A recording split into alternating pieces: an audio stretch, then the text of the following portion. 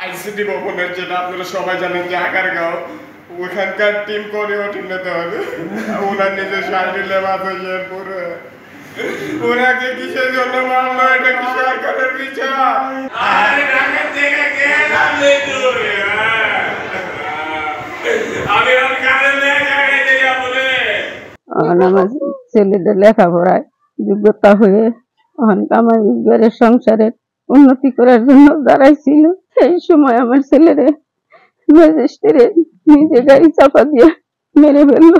আমার ছেলে তো নির্দোষ, আমার ছেলের কোনো দোষ ছিল না। আমার ছেলে কোনো অপরাধী ছিল না, কিসের জন্য ম্যাজিস্ট্রেট গাড়ি চাপা দিয়ে মারলো।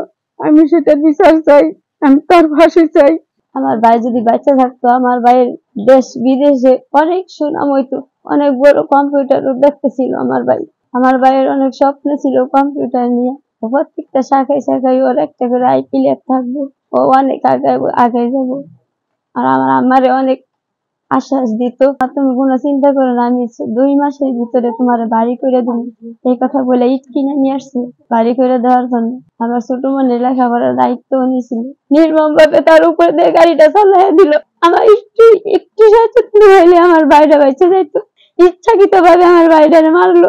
আমার বাইরে যে গাড়ি ধাক্কা দিয়ে মারছে, ওই গাড়ির ভিতরে যারা যারা ছিল, আমি ওদের বিচার চাই, আমাদের দৃষ্টান্তমূলক শাস্তি চাই, আমাদের ফাঁসি চাই। আমার ছোট ভাই সে সবসময় কম্পিউটারের প্রতি একটা প্রযুক্তির প্রতি অনেক একটা আকর্ষণ ছিল, নেশা ছিল। সে মাধ্যমিকে গণ্ডি পেরোনোর আগে কম্পিউটারে দক্ষতা অর্জন করে সেখান থেকে মনে করেন একটা কম্পিউটার দেওয়া শুরু করে। তারপর আস্তে আস্তে এলাকায় কম্পিউটার প্রশিক্ষণ শুরু করে। কিন্তু ওই 4 আগস্টের ঘটনায় আমার ভাইরা প্রশাসনের গাড়ি নির্মম ভাবে তার উপর দিয়ে গাড়ি চালায় হত্যা করছে। এর জন্য আমরা যথাযথ যারা এর সাথে জড়িত ছিল সকলের দৃষ্টি আকর্ষণ করছি, এর যথাযথ একটা বিচার আওতায় আনা যায়। প্রশাসনের গাড়ি আইসা মাহবুবের উপর চালিয়ে তাকে হত্যা করে।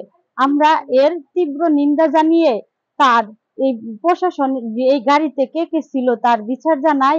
সেই সাথে জানাতে চাচ্ছি, আমাদের শেরপুরের কৃতি সন্তান লেফটেন্যান্ট ওয়াকারুজ্জামান স্যার যাতে এই দিকে একটু লক্ষ্য রাখে, নজর দেয়।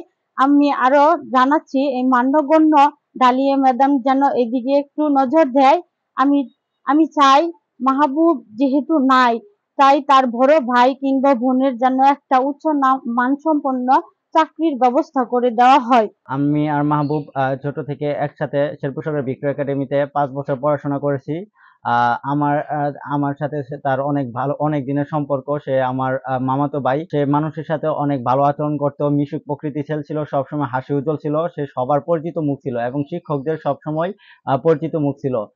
সে এই বৈষম্য বিরোধী ছাত্র আন্দোলনে প্রশাসনের গাড়ি চাপায় তাকে হত্যা করা হয়। আমি সেই প্রশাসনের গাড়িতে যারা ছিল তাদের সকলের দৃষ্টান্তমূলক শাস্তি দাবি করছি। এবং যেহেতু সে তার পরিবারের একমাত্র ভরসার প্রতীক ছিল, তার পরিবারের সকল দায়িত্ব তার মধ্যে ছিল, কিন্তু সে এখন না থাকায় তার পরিবার এখন নিঃস্ব। তাই আমার প্রশাসনের কাছে দাবি থাকবে যেন তার বড় ভাইকে, তার বোনকে একটা চাকরির ব্যবস্থা করে দেয় এবং তার পরিবারের পাশে দাঁড়ায়।